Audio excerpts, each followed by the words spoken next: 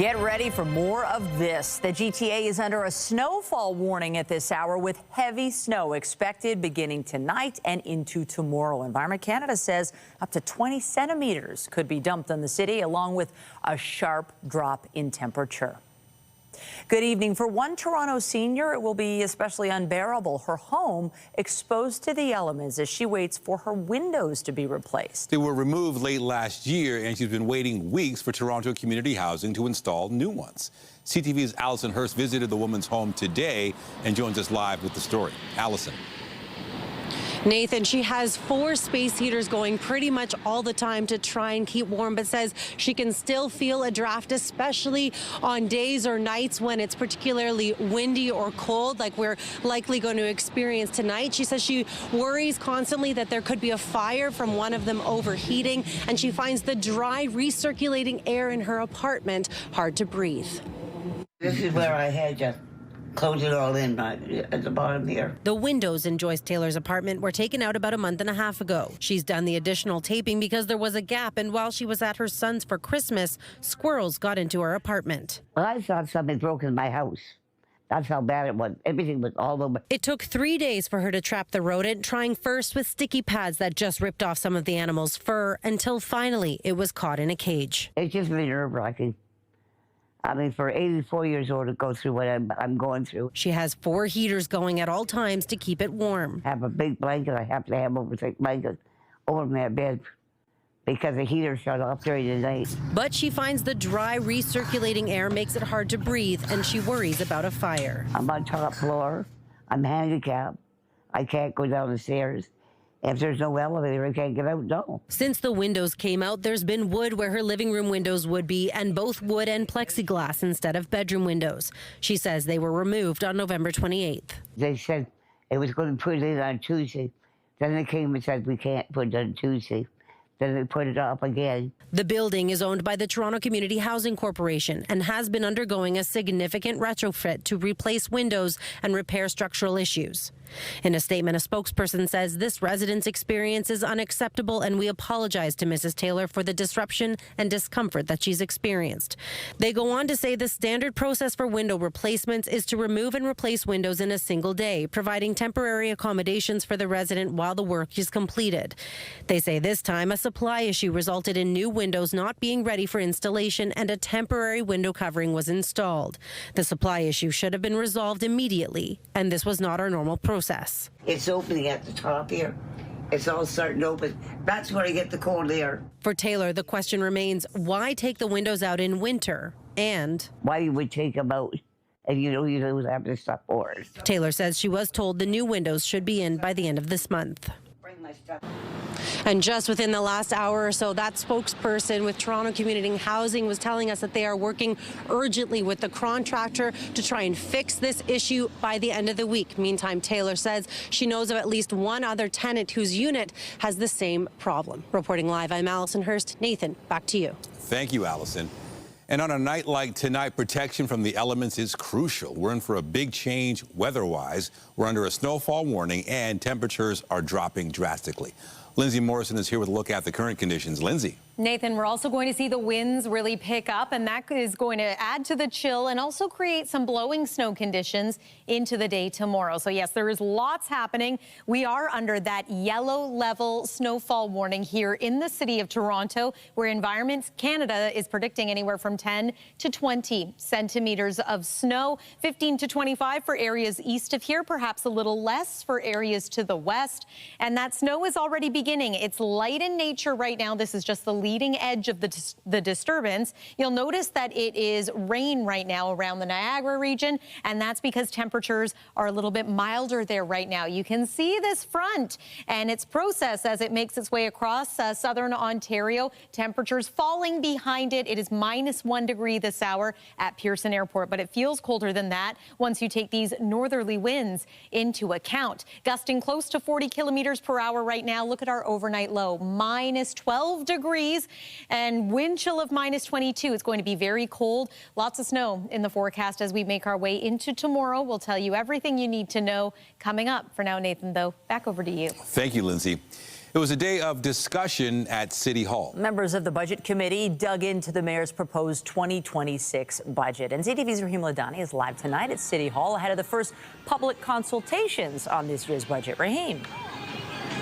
Michelle, Nathan, good evening. Yeah, that's right. Starting this evening and again tomorrow from 7 to 8:30, anyone can dial in and speak with Mayor Olivia Chow and members of the Budget Committee and have their say about the 2026 budget, what they like about it, what they don't like, any questions they may have. And as you can imagine, when it comes to this budget, there are a lot of ideas and opinions over how this money should be allocated. This budget meeting is scheduled for 3 days. Toronto's Budget Committee is digging through the details of the city's 2026 budget. And starting tonight, every Torontonian can have their say too. If you care about the services that are delivered, the day-to-day services, it's important to be involved. But also, if you care about your taxes and the fees and the other things that take place in order to run this city, that's also the reason to be involved in the budget. The two telephone town halls are taking place Wednesday and Thursday evening, followed by in-person presentations at City Hall and civic centres in Etobicoke, North York and Scarborough.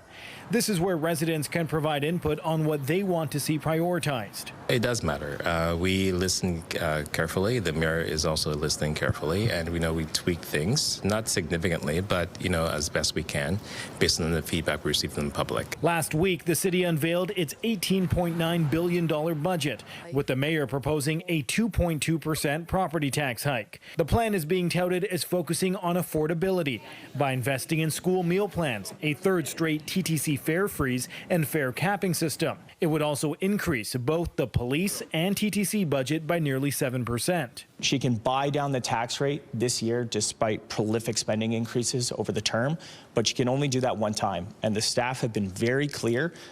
This is just a one-time draw. Toronto's business community says with Canada in the middle of a trade war and manufacturing jobs on the line, the city's budget needs to encompass more ways to drive investment. The city needs to be put on a very different fiscal structure if it's going to succeed, if we're going to have the kind of growth we want to see over the next decade and a half. One way the city has tried to fuel growth is through the New Deal struck between the city and province in 2023. That uploaded the Gardner Expressway and Don Valley Parkway to the province and allowed for nearly $2 billion to be reinvested in existing and unfunded city infrastructure priorities over the next decade. Ever since the provincial deal that brought the upload of the Gardner, we've been doing more capital work every summer than any of the years past, and that will continue to be true this year. Premier Doug Ford was asked about Toronto's proposed budget and says he doesn't plan to give the city any more revenue tools through the next phase of the New Deal. Government doesn't have an income problem, they have a revenue problem. Stop spending money, start focusing on areas that you can drive efficiencies. However, some city councillors feel the Premier is missing the point. The province of Ontario doesn't work if Toronto's basic infrastructure doesn't work. So either by uploading costs like he did with the Gardner or by making direct investments of provincial money, somehow he's going to have to partner with us to build the critical infrastructure Toronto needs. The Budget Committee will deliver its final recommendations to Mayor Chow later this month before Council considers the 2026 budget in February. Now, the number to call in for the telephone town halls is 1-833-380-0687. As for the in-person meetings, those will take place on January 20th and 21st. Reporting live, I'm Rahim Ladani. Nathan, back to you. Thank you, Rahim. Also tonight, talking trade in China. Prime Minister Carney arrives in Beijing to meet with the country's president in hopes of easing tension and fostering a new relationship. But first, here at home, 2 people have been arrested after a stabbing downtown. It happened just before 10:30 this morning near Yonge and Gerrard. Police say the 2 people arrested were involved in a fight that partly happened on TMU's campus, and one of them was stabbed. They were seriously injured but survived. Police aren't looking for any outstanding suspects at this time. A Toronto neighborhood is crestfallen after charges were dropped against a teenager who was accused of harming neighborhood raccoons and killing a cat. As John Woodward reports, a scathing judgment says the police lost track of evidence and placed no priority on the case. This is the shed that they found her underneath. This is the place that Sarah Downing's worst fears were realized. Her cat Mildred, missing for days, was dead. She didn't die from natural causes. The cat found as other neighbors in the Bain Housing Co-op in Toronto's East End were making gruesome discoveries. Several raccoons dead, in one case seen near a 16-year-old boy. We were kind of on high alert because, you know, animal abuse was not something that we had witnessed here before. The neighbors organized, collected video, including that of a boy and what they believe was a raccoon carcass, and handed it to the police. A young person was charged, and the neighborhood hoped it was over. It was really nice to speak with some police officers and have them assure us that they were taking it really seriously and that this would be handled, because it felt like there was a threat right outside our front doors. Fast forward to this week when the case was tossed at the Ontario Court of Justice because of delays. The judge saying it was inexcusable for Toronto police to take 11 months to admit some promised evidence didn't even exist, saying the case wasn't complex, it was just plagued by disorganization, a lack of resources, oversight, and indifference to the disclosure process. Disclosure failures are a common reason cases are tossed, but when we asked through a Freedom of Information request whether this is tracked internally, police said they couldn't provide a number, saying the nature of disclosure requirements is fluid. The lawyer for the boy, who can't be identified, told us this case collapsed under the weight of investigative error. The family telling CTV News they've left the area, saying our lives have been irrevocably altered. I felt so sad for him and his family that he's clearly not well. The neighbors still have their evidence, angry at how it all turned out. Do your job better. You've got so much money coming your way right now. If you know there are structural deficiencies, damn it, fix it. Sarah Downing told the body of the cat had to be held until the trial. She's hoping to get it back to cremate it. She's worried that the police haven't confirmed yet that it's coming. John Woodward, CTV News. A few months after announcing she'd be stepping down as Ontario Liberal leader, Bonnie Crombie made that decision official today.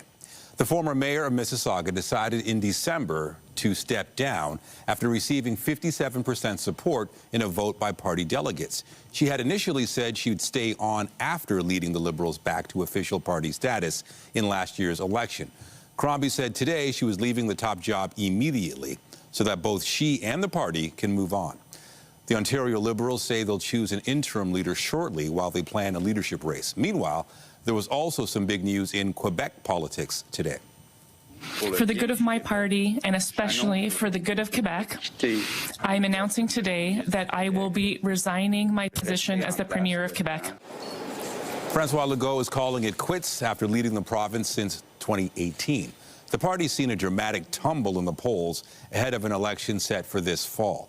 Legault says he'll stay on as Premier until his party chooses a new leader. Mark Carney touched down in China today, marking the first visit by a Canadian prime minister in nearly a decade. The PM is set to meet later this week with China's president, and bilateral trade ties are on the top of the agenda. CTV's Annie Bergeron-Oliver has the details from Beijing.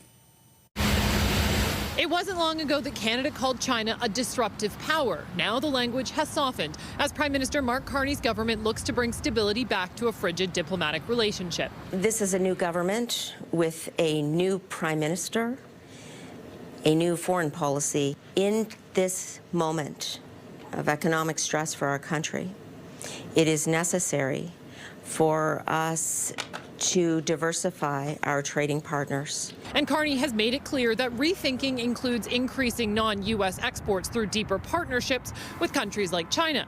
And over the next few days, the Prime Minister will be pitching Canada to business and government leaders as a place to invest.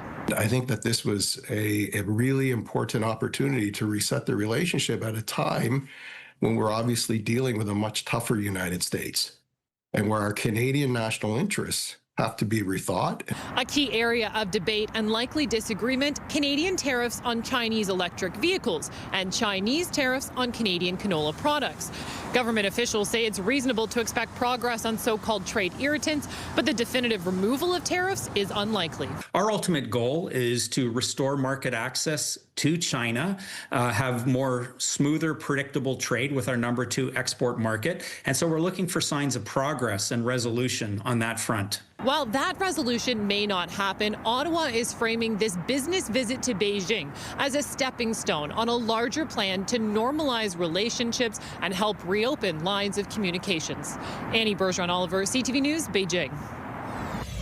Still ahead, fears of escalation in Iran. New images of a government crackdown as the country's top judge promises fast trials and executions for detained protesters. Officials from Greenland and Denmark were at the White House today for high-stakes talks with the U.S. Vice President and Secretary of State. The meeting took place under the shadow of threats from Donald Trump to take over the Arctic territory. CTV's Joy Malvin reports from Washington.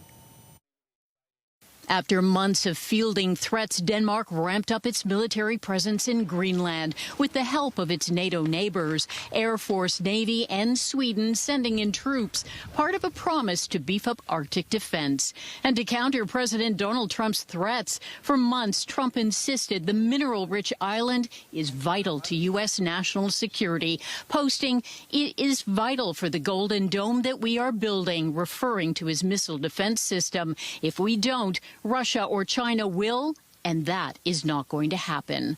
The White House mocking what it calls Greenland's defenses, posting this image of sled dogs. It is not easy to think innovative about solutions when you wake up every morning to different threats. We're going to see what happens, but we need it. After their White House meeting, the Danish minister insists China and Russia are not immediate threats, but will look for ways to accommodate Trump's concerns. Of course, we share, to some extent, his concerns.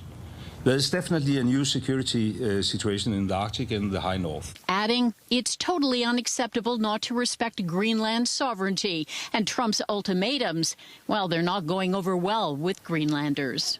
The United States will try to buy Greenland or they will invade it. I'm afraid that he will destroy the NATO alliance and he threatens our kingdom and the Greenlanders, and I really don't like that. The delegation says it will meet with the Trump administration again in hopes of strengthening cooperation, but with one big red line: as allies and not owned by the United States. Joy Malvin, CTV News, Washington. Meanwhile, the situation with the U.S. and Greenland has prompted new questions about Canada's Arctic defenses and the country's plan in place in an increasingly unsettled hemisphere. CTV's Heather Wright has more. Canada's Arctic region makes up roughly 40% of the country's total landmass. It's huge and it's hard to secure. In the beginning, when Trump wanted to buy Greenland, I just laughed it off because it was so absurd. That Ayu Peter is a Greenlander who lives in Iqaluit. She still thinks Donald Trump's threats to take Greenland are absurd, but now she takes him seriously and thinks all of the Arctic is at risk. Canada is right in the middle between Greenland and the United States. He's going to want to also take over Canada. The federal government has pledged billions of dollars in new defense spending, including money for Arctic security. But in such a vast and mostly uninhabited area, military analysts say defense spending is not enough to assert Canadian sovereignty in the north. It's really a whole of society approach, working with Northerners, working with territorial governments and the Indigenous people that live in the region to make sure that they have access to the same services. Canada is set to hit NATO's 2% target this year, but experts say Trump's saber-rattling against NATO members presents a threat to the future of the alliance at a time when it's needed. This is exactly the time that we need to stand together with our allies, that NATO needs to be very effective and very strong and serve as a deterrent so that Putin won't miscalculate and go even further. The U.S. ambassador to Canada was asked today whether Trump has his sights set on Canada's Arctic as a way to bolster North American defense. He said Canada, the United States, and Finland are working very closely on defense to ensure they are, quote, in lockstep when it comes to Arctic security. Heather Wright, CTV News, Toronto. Thailand's prime minister visited the scene of one of the country's worst rail disasters in decades that left at least 32 people dead. We will have to investigate what actually happened, and we need to improve safety measures. Authorities say nearly 200 people were on board the passenger train from Bangkok when a crane collapsed onto it, making it derail. 64 people were injured. Now, as well, 3 were missing. Now, the Thai PM suggested the construction company was to blame, but said they still had to be proven. As Iranian authorities restore partial phone service, new details are emerging about a brutal crackdown on those taking part in widespread demonstrations. Activists say more than 2,500 people have been killed by the regime. CTV's Adrian Gobriel is following this story. As smoke rises above the streets of Tehran and protesters clashed with security forces, Global Affairs Canada is issuing a clear warning to Canadians in Iran. Get out of the country immediately. This is a very real threat, and it is escalating. On January 8th, Iran's government cut off the country from the internet. Since then, Iranians have been risking their lives to share these images of brutality with the world. Today, Iran's judiciary had signaled that trials and the execution of protesters would be fast-tracked, despite warnings of a military response from U.S. President Donald Trump. Personnel at a key U.S. military base in Qatar have been advised to evacuate by tonight, as concerns of a repeat attack on American troops there begin to escalate. The fact that, the United States has pulled out some of their troops in Qatar is indicative that they think that that threat is real. They have some intelligence, and they're probably got things planned to attack, Iran. And, what are they going to attack? It could be military sites, it could be infrastructure, but we should expect something. With more than 2,500 believed to be dead, Iran hasn't seen this level of violence since the chaos surrounding the country's 1979 Islamic Revolution.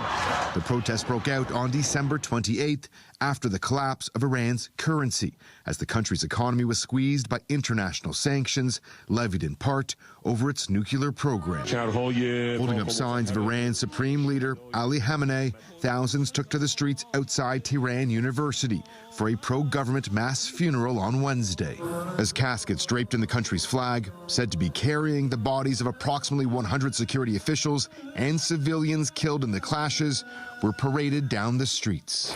Though this is a country far from united, there is a shared concern, as some military experts warn targeted U.S. strikes on Iran may be imminent. Adrian Gobriel, CTV News, Toronto. In Gaza, the United States says the ceasefire deal it helped broker is now moving into the next phase. President Trump's envoy to the region shared the news in a post on X. Steve Witkoff noted Phase 2 establishes a new Palestinian-led committee to govern Gaza. He also said today the U.S. expects Hamas militants to disarm. Under the terms of the deal, the group said it was ready to discuss the issue. While the first phase of the deal saw humanitarian aid led into Gaza and the release of the October 7 hostages, both Israel and Hamas have accused each other of repeated ceasefire violations. 4 astronauts are making their way back to Earth from the International Space Station after the mission was cut short because of a medical concern. Undocking confirmed. Endeavour begins its journey home with the Crew 11 crew. The SpaceX Dragon 2 vessel detached from the ISS around 5:20 p.m. It's scheduled to splash down early tomorrow off the California coast. Due to privacy concerns, NASA hasn't said which of the astronauts is affected by the medical concern, but analysts have said it likely isn't an urgent emergency or the return would have happened even earlier. And also back here on Earth, the stars of the new Star Trek series Starfleet Academy. Filmed right here in Toronto, the show is holding a red carpet premiere downtown at this very hour, and that is where we find CTV's resident Trekkie, Andrea Case, who joins us live from the red carpet with more. Hey, Andrea. I'm here on the blue carpet for Star Trek Starfleet Academy, and we have Zoe Steiner here, who is all the way from Australia, but you're almost like a transplanted Canadian now because you've been here so long working on the show. I know, I love it here, and I was just saying to you, Toronto is like, I feel a very similar vibe to Melbourne, where I'm from, so I feel right at home.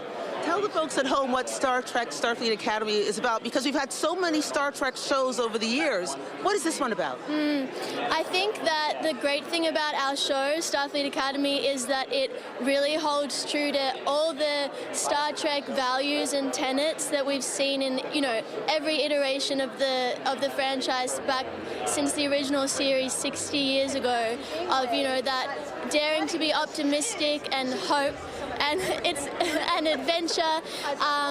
But what is different about it and quite unique, I think, is that we see all of that through the lens of young cadets. We haven't seen that before. You know, we've had Starfleet Academy referenced. Obviously, we know all these, Spock, everyone has been there, but we haven't actually had a show or film, for that matter, set inside the Academy. Okay, so the show premieres tomorrow night. Where will you be and where will you watch it? I'm going to be at work.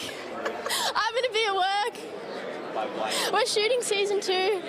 Yeah, I'll watch it after I wrap, or maybe after I sleep after I've wrapped.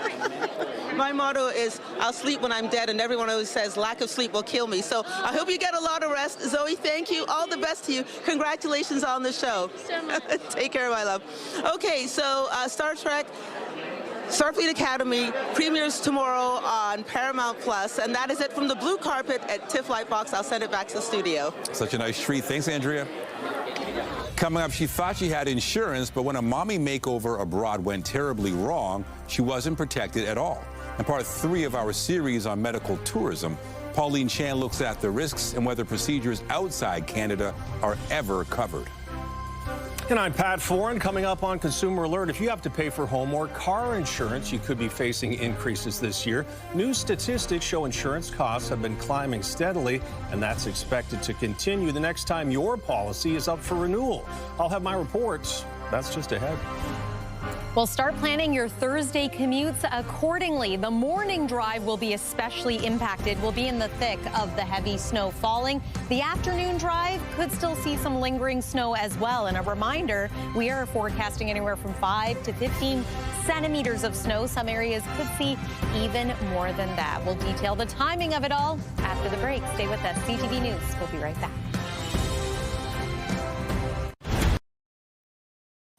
Home insurance rates have been rising steadily due to extreme weather, inflation, and the increasing cost of home repairs and construction. Car insurance premiums have also been on the way up due to auto theft and the rising cost to replace and repair vehicles.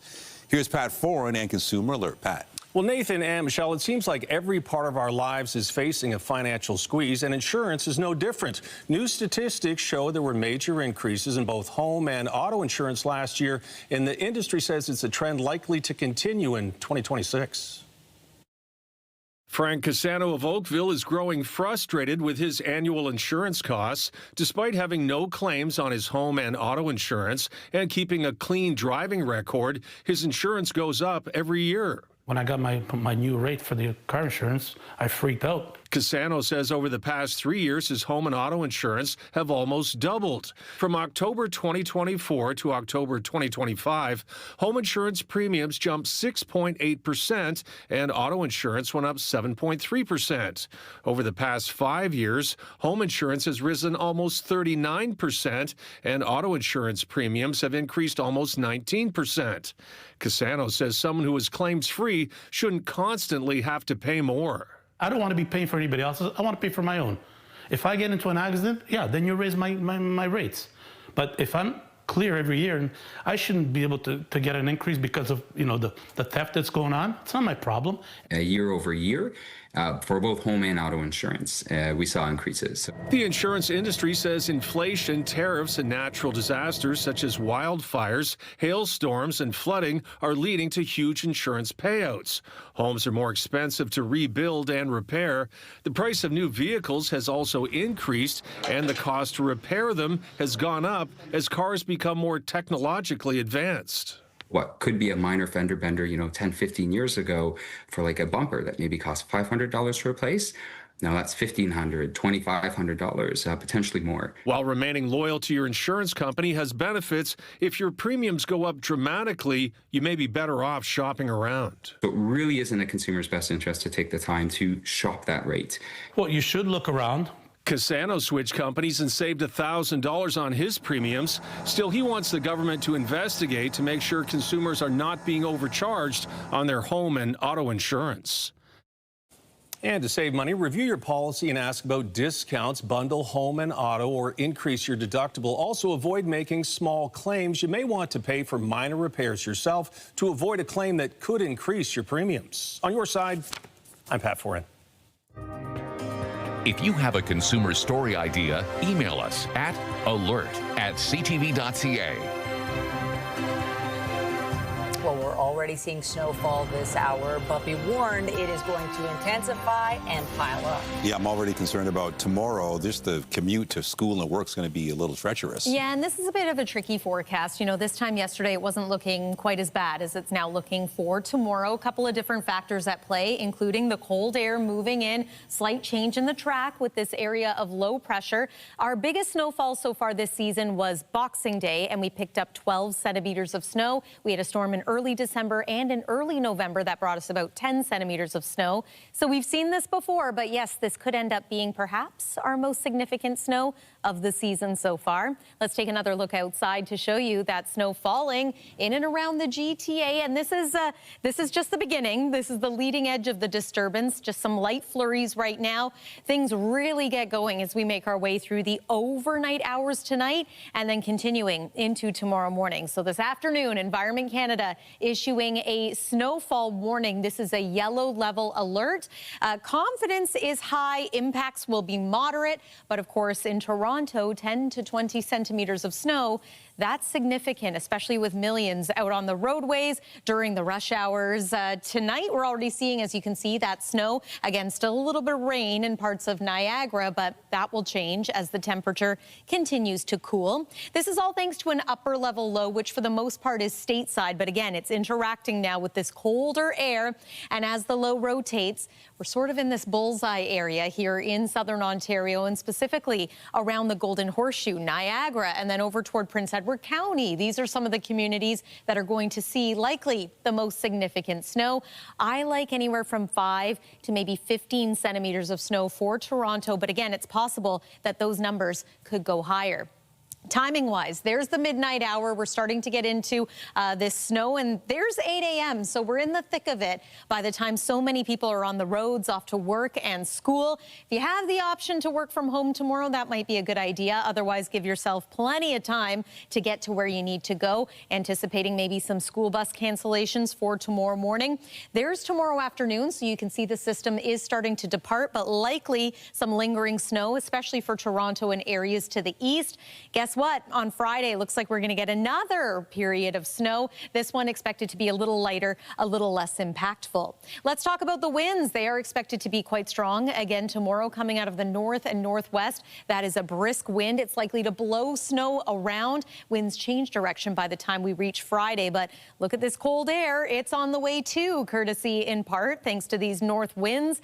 It's -2 degrees right now at Pearson Airport, but tonight we are forecasting a low of -12 degrees, wind chill -22. This temperature technically isn't too far off the seasonal mark, but it's been pretty mild as of late. So it's a bit of a shock to the system. And then tomorrow, we might not get warmer than -9 degrees for a high. Some communities are going to remain tomorrow in the minus double digits. So quite chilly, snowy, windy. I think it's safe to say winter is back. Let's take you through the 7-day forecast. Friday, at least, we see a return to more seasonal temperatures. -2 degrees is what we're forecasting in Toronto. But again, periods of snow moving in, light, not as impactful as what we're expecting for tomorrow morning. And then flurries follow us into the weekend. It's a pretty cloudy and snowy looking forecast overall. 0 degrees on Saturday, -4 for Sunday. And then it looks like things are going to cool down as we make our way into next week with a more sustained period of cold January weather. Yep, winter is back. Stay with us. CTV News. We'll be right back. When you see it happen, send it to CTV News. Text 10400 from your screen to ours. Text 10400. In the first 2 parts of our series on medical tourism, we've heard warnings from both a patient and doctors about what can go wrong with travel abroad for medical procedures. But who's held financially responsible when something goes wrong? Tonight, Pauline Chan looks at how insurance and legal liability may not protect patients as much as they think. When Nicole Grigorov set out for her mummy makeover in Costa Rica last fall, she thought she had insurance. But when she developed sepsis and nearly died, she found out she wasn't covered. Actually, I have two forms of insurance, which I thought were suffice. I have the travel medical insurance, and I also have insurance on one of my credit cards. And one of them is critical illness and disability, so I'm arguing with them right now. I get calls from time to time from people asking that exact question, and I explain to them absolutely not. And other scenarios too, like heart or cancer, or anything out of the country that you are going to, knowingly that there will be a surgery or a treatment, is absolutely not covered by an insurance company. The Ontario Health Ministry says some forms of cosmetic surgery are actually covered by OHIP, saying OHIP would provide payment for out-of-country cosmetic procedures should they meet specific requirements as outlined in Regulation 522 of the Health Insurance Act, adding, under which surgery for alteration of appearance may be a benefit. Some examples include repair for trauma scars, removal of large benign lesions, post-mastectomy breast reconstruction, etc. But not the kind of cosmetic surgery Nicole had. Patient M recently went to Turkey for several procedures, including dental work, hair transplant, and a tummy tuck, knowing insurance would not cover any mishaps. On his flight back, he developed fluid buildup in his abdomen. It took 3 procedures over 2 weeks to clear it. But despite the complications, he's happy, saying, the estimated cost savings compared to having the same procedures done in Canada were significant, likely close to $60,000 to $75,000 for all the procedures. Both M and Nicole say mishaps do happen, even in Canada. Nicole looked into suing the Costa Rican clinic, but was told the time and expense for an overseas case would not be worth it. The clinic promised a refund of the $20,000 she spent on the surgery, but she has yet to see a cent. The loss of her fingers and toes would make running her resort business up north too difficult, so she's planning to sell it.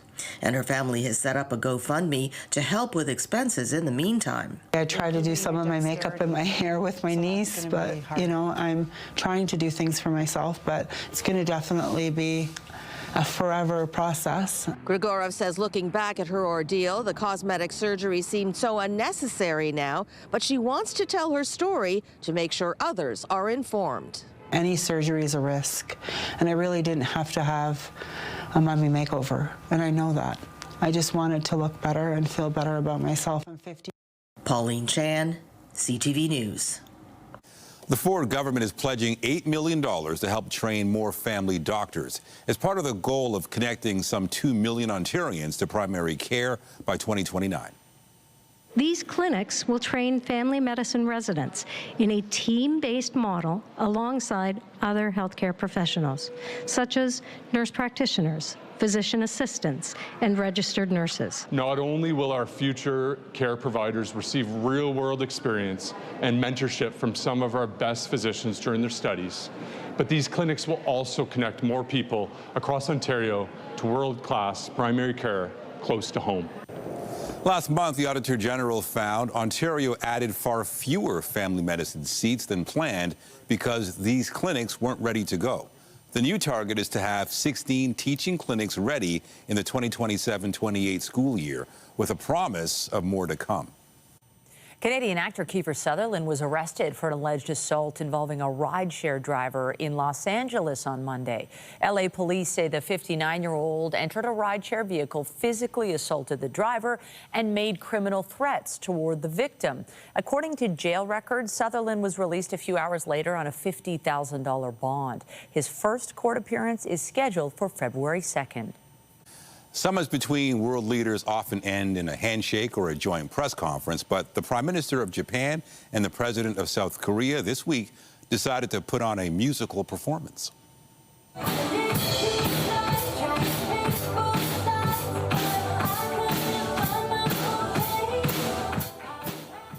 Japan's Sanae Takaichi surprised South Korea's Lee Ji-myung yesterday with a jam session, and they showed off their skills to Golden from K-pop Demon Hunters and Dynamite by BTS. Takaichi was a drummer in her college days and said Lee did a great job considering he'd only had a few minutes to learn. The South Korean president said playing the drums had been a long-time dream of his. After the break, on thin ice. Plans to demolish Weston Lions Arena has already been approved by City Council, but the future of the 77-year-old rink is still in limbo. We explain. Chorus is reporting a revenue drop of 18% as the entertainment company deals with slumping ad income. B&M Bloomberg's Marella Fernandez has more. Chorus Entertainment reporting a loss of $11 million in its latest quarter. That's compared to a profit of about $12 million a year ago. The company is in the middle of restructuring, with its TV and radio businesses struggling. It's hoping to reduce debt by more than $500 million. A day after the U.S. president called CUSMA irrelevant, the CEO of Ford says the North American free trade deal is critical. Jim Farley pointed to the integrated system that has vehicles crisscrossing countries as they get built, saying certainty in regulations would help. The trade agreement is up for review this year. Luxury retailer Saks is seeking bankruptcy protection. In a court filing, the private company says it owes at least $3.4 billion U.S. Part of the debt comes from taking over Neiman Marcus about a year ago. Saks says its stores, which includes Saks off Fifth, will remain open as it works through the process. Here are the closing numbers for the day. The Canadian dollar almost unchanged at 72.03. West Texas Intermediate is up to 61.88. Western Canadian Select is up almost $1.50 to 46.46. And the TSX gained 46 points to hit another record close above 32,900. Those are your business headlines. I'm Marella Fernandez. The Business Report is brought to you by Canadian Western Bank, the bank built for business. With hockey season well underway, those who use Weston Lions Arena are still waiting for official word about the future of the facility. CTV's Sean Leathong has the latest. Halfway through their final season at Weston Lions Arena, this minor hockey organization still doesn't know where they'll be next year. We are supposed to hear back in April, but at the end of the day, we can't wait that long. Weston Minor Hockey Association President Leslie Bannard spoke to city staff today about where they will go when Weston Lions Arena is shut down. The future of this league depends on the city providing us with this Saturday morning ice block. I don't know that that ice exists. Last fall, the City of Toronto entered into a leasing agreement with Maple Leaf Sports and Entertainment to turn Weston Lions Arena into an MLSE launch pad, providing free community programming and a range of activities. The Weston Lions Club has had their lease terminated, and organizations like Weston Minor Hockey have been told to apply with the city to find new ice time. Renovations to Weston Arena could start as soon as April 1st, and the Weston MLSE Launchpad is expected to open in 2027.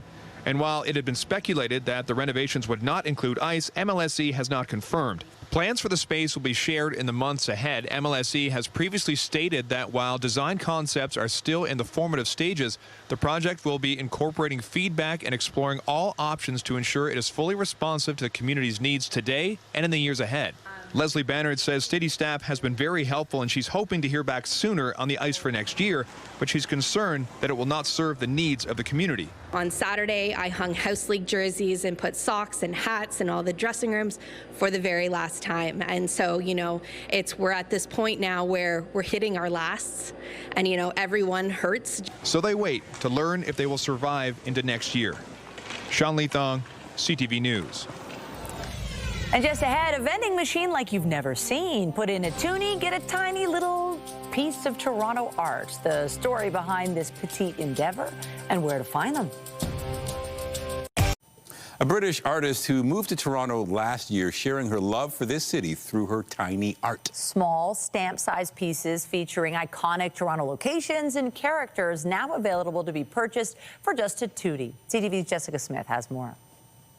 First one I did was the Trash Panda, which Gemma Chapman is putting her own stamp on the city with an art initiative called Toonie Stamps. I arrived in Toronto a year ago from the UK, and initially it started as a way for me to document my time here. And has grown into a pint-sized art series documenting iconic people, places, and items, like her favorite in the collection. This stamp with the peaches really sums up all the farmers markets, all the produce, the kind of the way the city sprawls out onto the streets. Wanting to support support local while sharing her work, the idea of an art vending machine came to life.